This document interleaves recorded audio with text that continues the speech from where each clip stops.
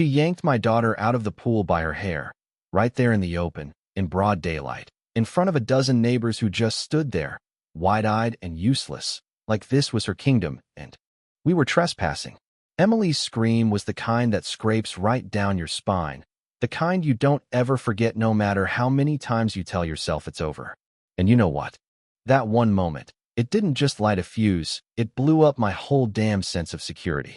I never asked for a war with the HOA, but the second Cynthia Harrow laid hands on my kid, it was on. I wasn't just going to fight. I was going to win, even if it killed me. My name's Daniel Mercer.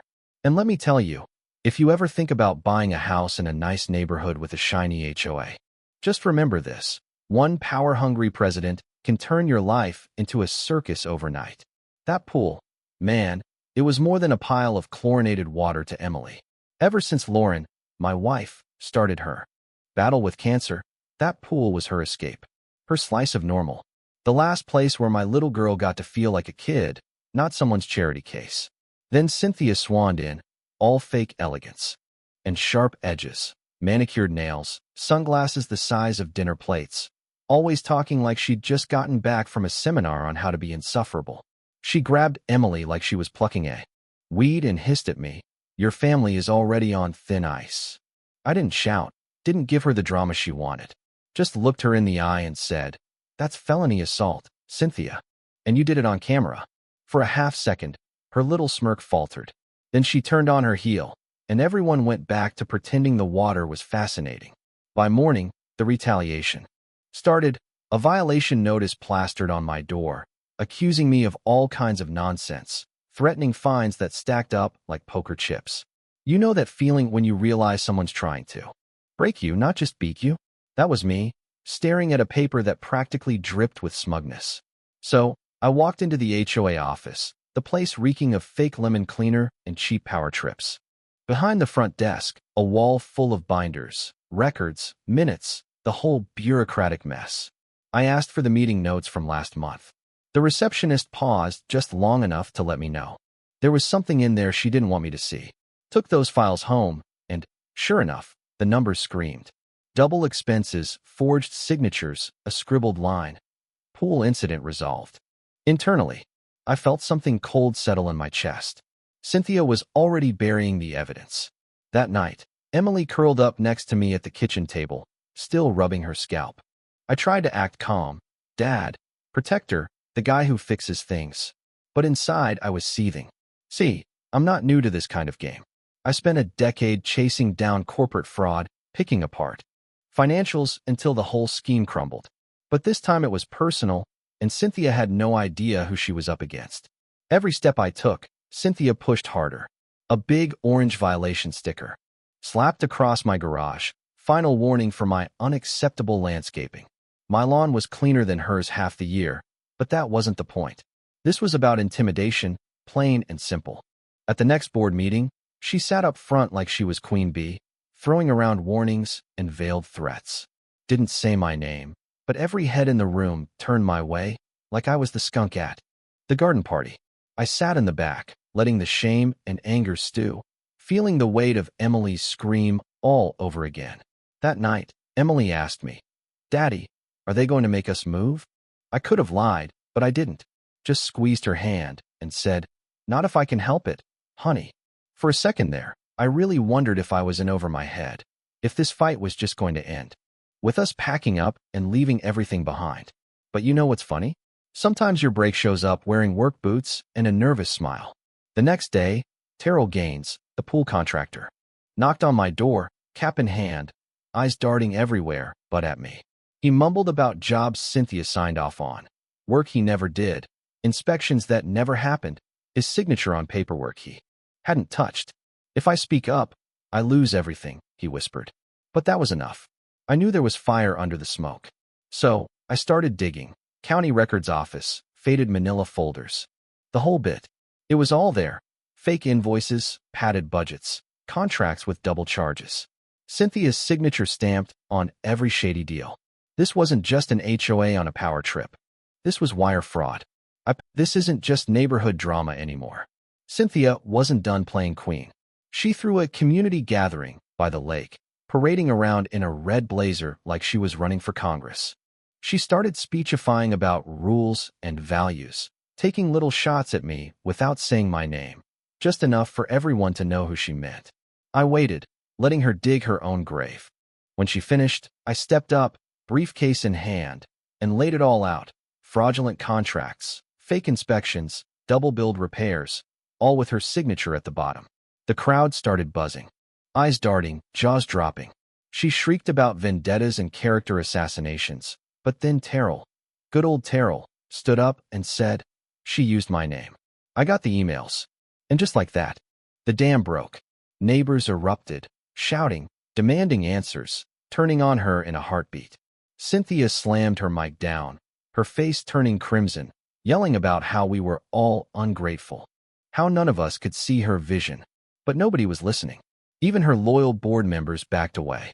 I looked her dead in the eye and said, "The next time you answer questions, Cynthia, it won't be here.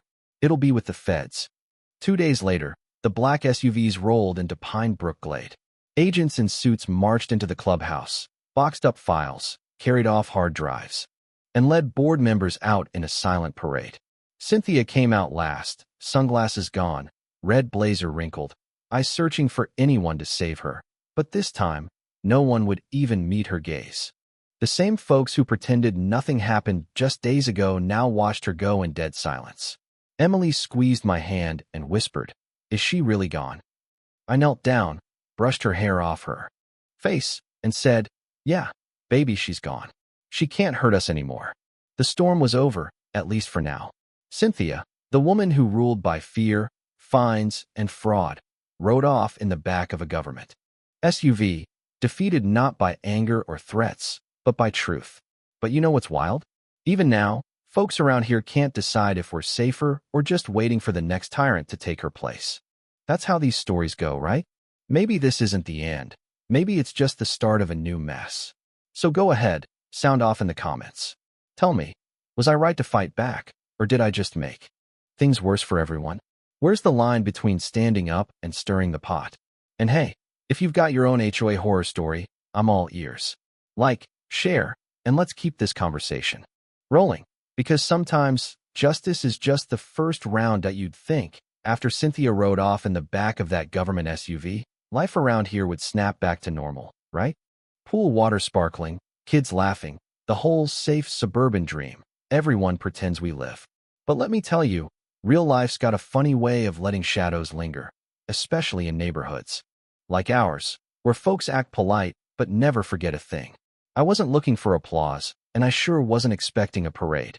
All I wanted was for Emily to swim again without glancing over her shoulder, for my family to breathe easy in our own damn home. But that's not how things shook out. The first week after the takedown, you could feel it, an uneasy quiet, like the air just before a thunderstorm. Some neighbors started waving at me again, real quick little waves, like they were testing the water to see if it was safe. A couple even dropped by with brownies or awkward just checking in small talk, but mostly it was side glances at the mailbox, hurried footsteps on the sidewalk. People wanted to know if Cynthia was gone for good, or if she had a secret twin ready to pop out and slap them with a fine for letting their grass grow a quarter-inch too long. You know what I mean? The fear didn't leave with her. It just slipped into different corners. Funny thing, though, once Cynthia was out of the picture, the board pretty much fell apart overnight. Turns out, when you yank the puppet master off the stage, the rest of the show kind of loses its script. Meetings got canceled, emails stopped coming, and that pile of violation notices that used to land on my porch every other day, poof, gone. For the first time in years, I started hearing frogs at night instead of the clatter of late-night HOA patrols and their stupid clipboards. But peace is never that simple. About 10 days after Cynthia's arrest, I got a call from a number I didn't recognize. "Daniel, this is Alan Chen from Unit 12. I barely knew the guy, a quiet IT consultant, kept to himself, always nodded but never joined the barbecue crowd. Look," he said, his voice tight. "I've been digging into some of the HOA records, stuff I backed up before the feds came. There's more to this, man. A lot more." He was talking embezzlement, secret kickbacks on contracts. Not just Cynthia, but a couple board members who'd quietly resigned the minute things got hot. Apparently, my showdown at the gazebo was just the tip of the iceberg.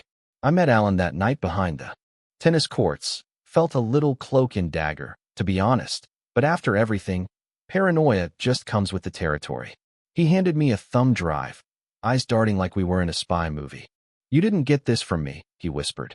I almost laughed, but the guy looked dead serious. Back home, after Emily fell asleep, I plugged in the drive, and, holy hell, he wasn't kidding. Dozens of emails, fake vendor accounts, payments for work that never happened, even hush money to residents who'd threatened to go public. Cynthia was the ringleader, but she had help. Real help. Now, I was looking at a choice. I could bury it, pretend the storm had passed, let the feds handle whatever they wanted to dig up, or I could push this rock all the way up the hill and make sure every rotten bit got exposed. I'll be real with you. I sat there for an hour, just staring at my reflection in the dark screen. I was tired. Emily was finally sleeping through the night again. Lauren's treatments were showing progress, and for the first time in months, I felt like maybe, just maybe, normal was within reach. But the truth doesn't leave you alone, not once you've seen it.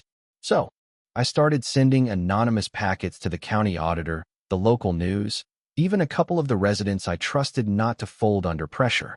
The next board meeting, what was left of it, turned into a circus. Half the neighborhood showed up, demanding resignations, new elections, audits, the whole 9 yards. Alan spoke up, and so did 2 other neighbors I barely knew. Suddenly, people who'd spent years keeping their heads down were ready to shout from the rooftops. You ever see a neighborhood revolt over free lemonade and dollar cookies? It's wild. But here's where things got messy, because justice, once it gets rolling, doesn't know where to stop. The new interim board, full of well-meaning but inexperienced folks, started second-guessing every rule, overturning every fine, rewriting bylaws on the fly. Suddenly, old grudges came crawling out of the woodwork. There were arguments over pool hours, dog leashes, even what kind of holiday lights people could put up. A few folks started whispering that I'd ruined everything, that the old way at least kept things in line, even if Cynthia was a tyrant. Someone even egged my truck, left a note taped to my windshield. "Congrats, hero. Now we're all screwed." That one stung, more than I want to admit. I'd gone to war for my daughter, for my wife, for the neighbors who'd looked the other way because they were scared or tired or just too busy to care. And now, the folks who'd cheered the loudest when Cynthia got hauled away were starting to wonder if maybe the devil they knew was better than chaos. But you know what? I get it. Change is messy. Real justice never lands the way you imagine it will. There's always backlash, always gray areas nobody wants to talk about. Some nights, I'd find myself standing in the yard long after midnight, listening to the wind in the trees, wondering if I'd just traded one nightmare for another. Then I'd hear Emily laughing with her friends at the pool again, or see Lauren smiling on a good day, and it would hit me. No matter how sideways things went, at least now the darkness was out in the open. One evening, as the sun dipped behind the pines, Alan stopped by with his little boy, Ben. "You did the right thing," he said quietly. "It's just going to take time." For the first time in weeks, I believed it. The kids ran off, splashing in the water, no fear, no looking over their shoulders. That was worth every bruise. But let me tell you, this isn't some neat ending, tied up with a bow. There's still talk of lawsuits, new elections, rumors of another HOA strongman waiting in the wings. The neighborhood chat thread is a war zone. But at least now, people aren't afraid to speak up. Maybe that's the best you can hope for. So yeah, that's where we stand. Cynthia's gone, but the story's not over. Maybe it never will be. Maybe it shouldn't be. Maybe the price of peace is staying ready for the next fight. Not just for yourself, but for everyone too scared to raise their voice. Now I want to hear from you. What would you have done? Is it better to let sleeping dogs lie? Or does truth always deserve daylight, even if it means tearing up the roots? Drop your stories, your rants, your own HOA nightmares in the comments. Smash that like button if you believe standing up is always worth it. And subscribe if you're ready for more real stories from the front lines of suburbia. Because trust me, the battle's never really done.